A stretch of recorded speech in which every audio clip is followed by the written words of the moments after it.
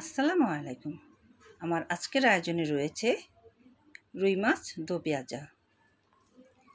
আজকে আমি এই মাছের পিসগুলো করেছি একদম হোটেল স্টাইলে। হোটেলে এই রকম পিস করে থাকে, তা আমারও মন চাইলো আজকে আমি এইরকমভাবে পিস করি। আমরা তো বাসায় সাধারণত একটু অন্যরকমভাবে মাছের পিসগুলো করে থাকি, তা আজকে আমি হোটেল স্টাইলে পিসগুলো করেছি।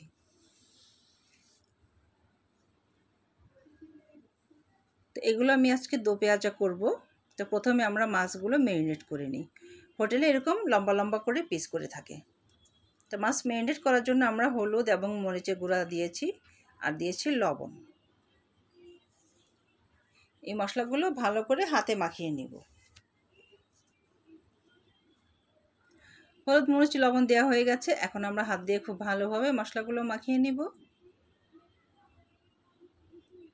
রুই মাছ কিন্তু ছোট বড় সবারই পছন্দ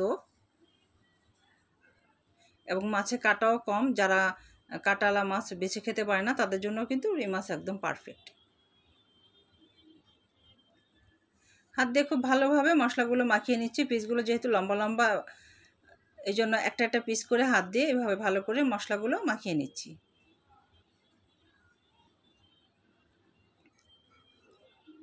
ম্যারিনেট করে রাখার কোনো প্রয়োজন নাই। মশলাগুলো মাখানোর পরে আমরা মাছগুলো ভেজে নিব। তা আমি চুলায় আগে থেকে ফ্রাই প্যান বসিয়ে দিয়েছিলাম। ফ্রাই প্যান গরম হয়ে গেছে, এখন আমরা তেল দিয়ে দিচ্ছি। ফ্রাই প্যান যেহেতু গরম, তেল দেওয়ার পর খুব বেশি সময় লাগবে না গরম হতে। আমরা তেল গরম হওয়া পর্যন্ত অপেক্ষা করছি। তেল গরম হয়ে গেলে আমরা মাছগুলো ভেজে নিব। এখন একটা একটা করে মাছ দিয়ে দিব। তেল সুন্দর গরম হয়ে গেছে। মাছগুলো আপনি চাইলে হাত দিয়েও দিতে পারেন বা এইভাবে খুন্তির সাহায্যে একটি একটি করে মাছ আপনি তেলে ছেড়ে দিতে পারেন। আমি সাধারণত হাত দিয়ে দিই না, কেন গরম তেল হাতে অনেক সময় তেল লেগে যেতে পারে। এই জন্য আমি খুন্তির সাহায্যে একটা একটা মাছ করে উঠিয়ে তেলে দিচ্ছি। মাছগুলো আমি একটু কড়া করে ভেজে নিব। আমাদের বাসায় মাছ কড়া করে ভাজাটাই পছন্দ করে, সেই জন্য আমি একটু কড়া করে ভেজে নিব।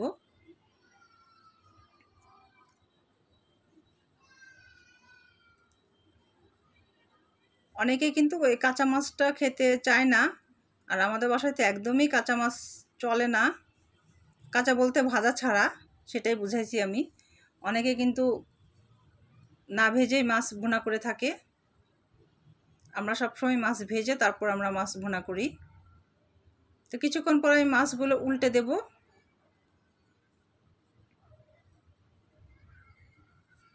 এই পাশ ও পাশ করে ভালো করে আমরা ভেজে নিব।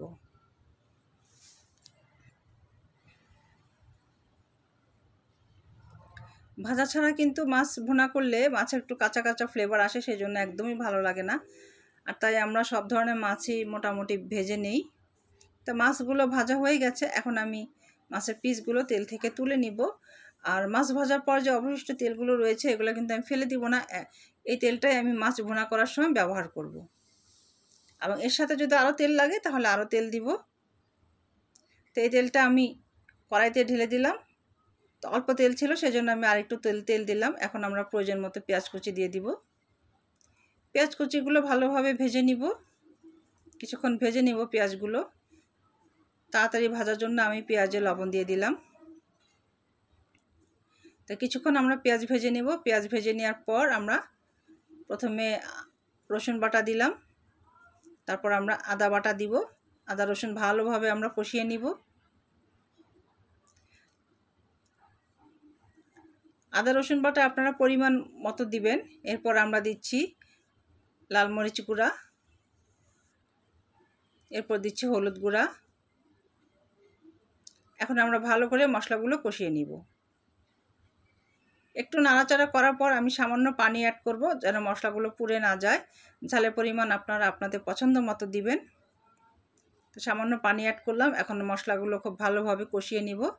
যখন মশলার উপর তেল উঠে আসবে তখন মশলা কষানো হয়ে যাবে। মাছের পরিমাণ অনুযায়ী আপনারা আদা রসুন ব্যবহার করবেন এবং ঝালের পরিমাণ আপনারা যার যার পছন্দ মতো ব্যবহার করবেন। আমাদের মশলা কষানো হয়ে গেছে, এখন আমি মাছগুলো দিয়ে দিলাম। মাছ দেওয়ার পর কিন্তু খুব বেশি নাড়াচাড়া করা যাবে না, তাহলে মাছগুলো ভেঙে যাবে, কেননা মাছের পিসগুলো কিন্তু লম্বা লম্বা। আগেও বলেছি এটা আমি হোটেলের স্টাইলে মাছগুলো কেটে নিয়েছি আজকে। আমার কাছে মনে হলো একটু ব্যতিক্রম করে রান্না করি, সেজন্যই আজকে এইভাবে কাটা হয়েছে। তো ভাজা মাছগুলো প্রথমে মশলা দিয়ে দিলাম, দেওয়ার পর আমরা ঢাকনা দিয়ে 2-3 মিনিটের মতো কষিয়ে নিব।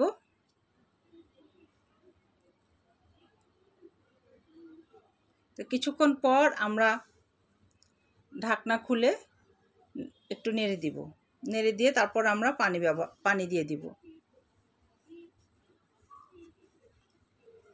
তা আমরা ঢাকনা খুলে দিলাম, ঢাকনা উঠানোর পর আমরা পানি দিয়ে দিচ্ছি। যেহেতু মাছ ভুনা খুব বেশি পানির প্রয়োজন নাই, অল্প পানিতেই হয়ে যাবে।